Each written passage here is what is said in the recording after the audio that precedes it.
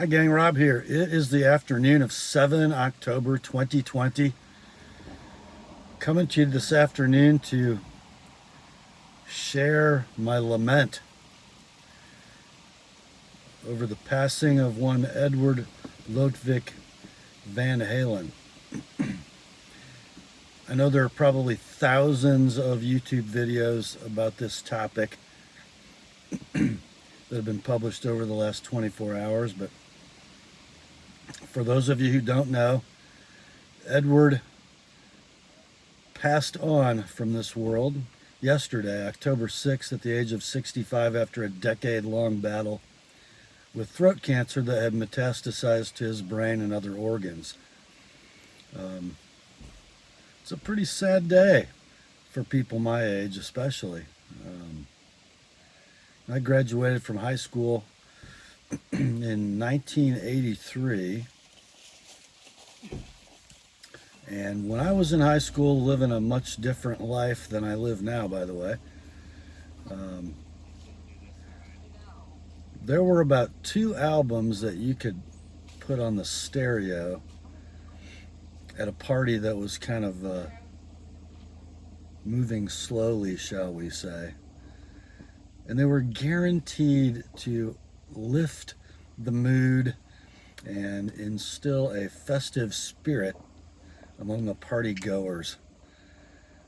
One of them was Back in Black by AC/DC, and the other one that really had no peer, the album Van Halen, #1. Yeah. I think I posted on Facebook today that Eddie Van Halen, chief professor of my rock and roll education, had passed on. Yeah, he was something else. Not only was he the most technically superior guitarist of his era, he also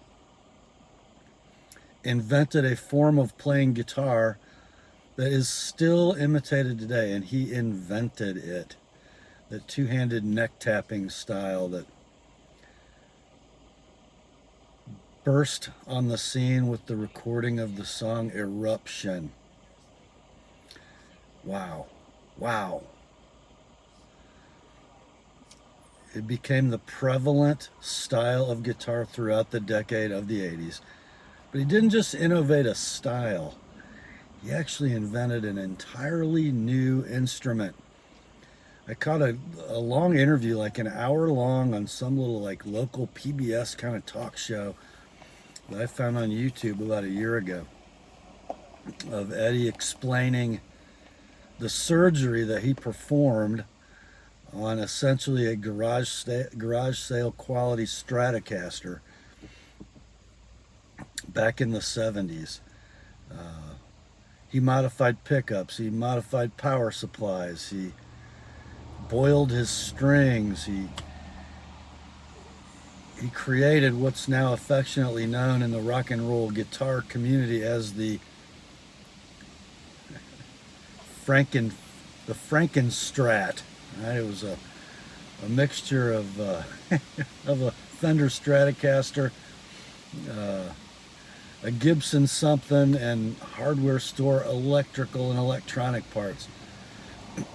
We've all seen it with that quickie paint job applied by Eddie and Alex at the house with masking tape and spray bombs.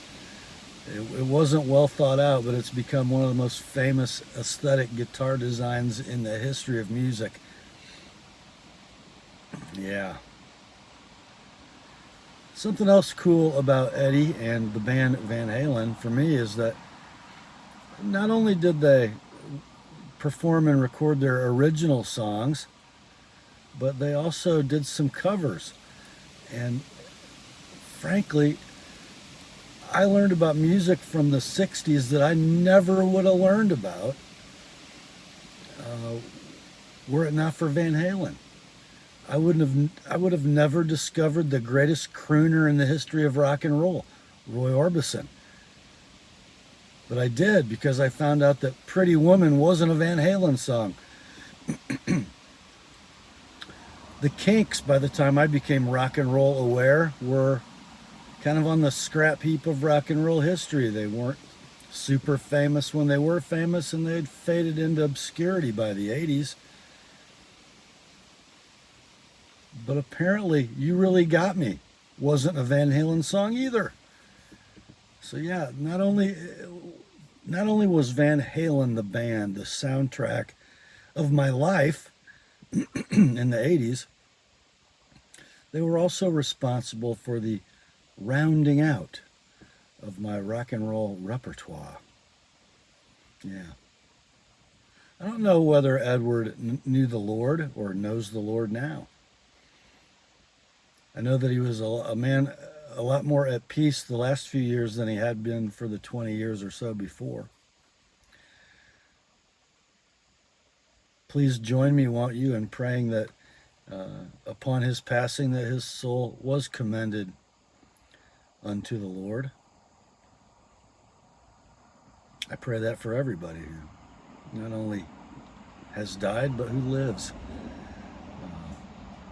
So it's kind of a sad day for those of us 55-ish, plus or minus. Edward Lodewijk Van Halen, may he rest in peace.